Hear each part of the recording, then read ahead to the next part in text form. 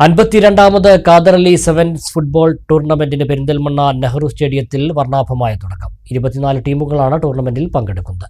ഉദ്ഘാടന മത്സരത്തിൽ കഴിഞ്ഞ ടൂർണമെന്റിലെ ചാമ്പ്യനായ സ്കൈ ബ്ലൂ എടപ്പാളിനെ പരാജയപ്പെടുത്തി KDS കീഴിശ്ശേരി ജേതാക്കളായി.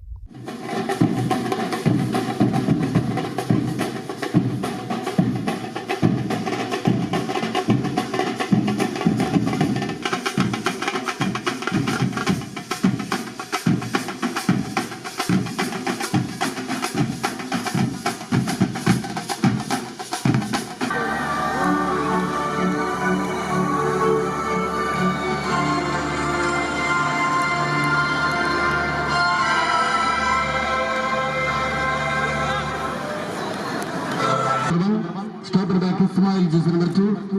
Left wing back Dilshad, jersey number 4. Right wing back Afraz, jersey number 4.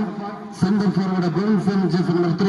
പെരിന്തൽമണ്ണയിൽ വീണ്ടും കാൽപന്തുകളി ആരവമുയർത്തി 52ാമത് ഖാദർ അലി സെവൻസ് ഫുട്ബോൾ ടൂർണമെന്റിന് തുടക്കമായി.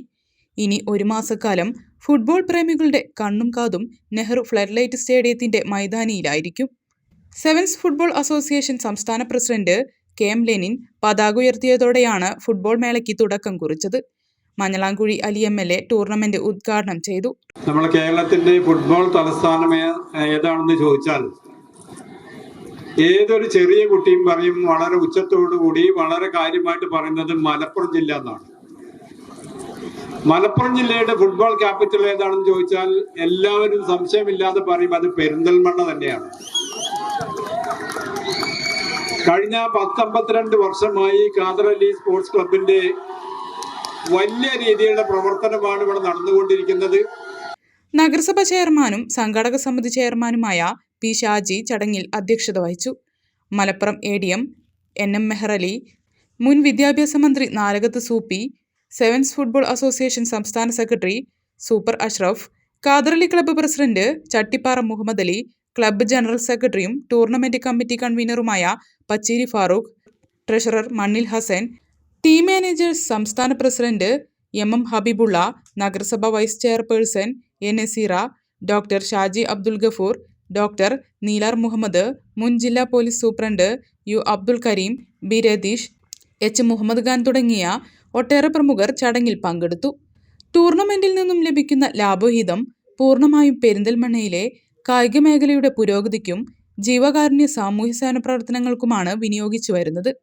കഴിഞ്ഞ 3 വർഷക്കാലമായി ഈ പെരിന്തൽമണ്ണ നഗരസഭയ്ക്കുള്ളിലുള്ള 42 കിഡ്നി രോഗികൾക്ക് മാസാന്തരം 1000 രൂപ കൊടുത്തുള്ള ഒരു പെൻഷൻ പദ്ധതി നടപ്പിലാക്കി അത് വിജയകരമായി നടപ്പിലായി വരികയാണ്. കൂടെ തന്നെ ഈ നഗരസഭയിലെ കിടപ്പ് രോഗികൾക്ക് ആവശ്യമായ മെഡിക്കൽ ഉപകരണങ്ങൾ നൽകിക്കൊണ്ടും പാലിയേറ്റീവ് പ്രവർത്തനത്തിന്റെ ഭാഗമായി ഒരു ആംബുലൻസ് സംവിധാനം ഒരുക്കിക്കൊണ്ടും ഒട്ടനവധി ജീവകാരുണ്യ പ്രവർത്തനങ്ങളും കൂടെ തന്നെ ഫുട്ബോളിന്റെ വളർച്ചയ്ക്ക് വേണ്ടി 20 വയസ്സിന്റെ താഴെയുള്ള കുട്ടികൾക്ക് കോച്ചിങ് ക്യാമ്പ് സംഘടിപ്പിച്ചുകൊണ്ട് വളർത്തിയെടുക്കാനുള്ള ഒരു സാഹചര്യം ഒരുക്കി കൊടുക്കാനും ഖാദർ അലി സ്പോർട്സ് ക്ലബ്ബ് കഴിഞ്ഞിട്ടുണ്ട് എന്നുള്ളതാണ്.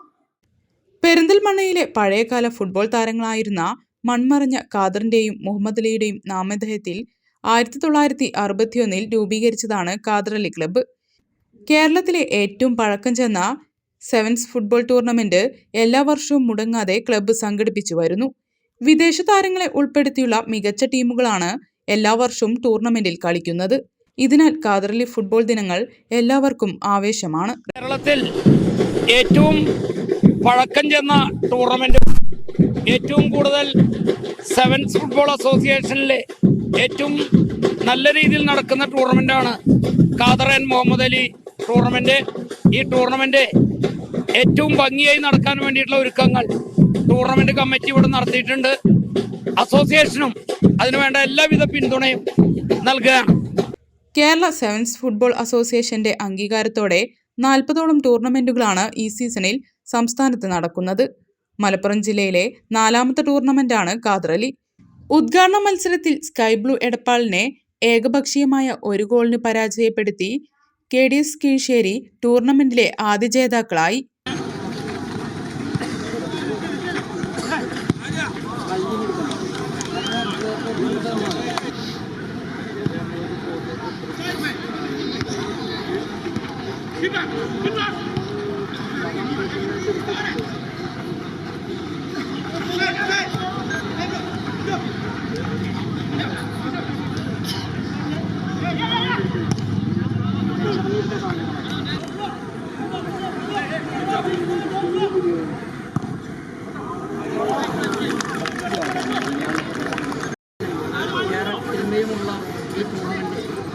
എല്ലാ വർഷവും ഭംഗിയായി നടത്താൻ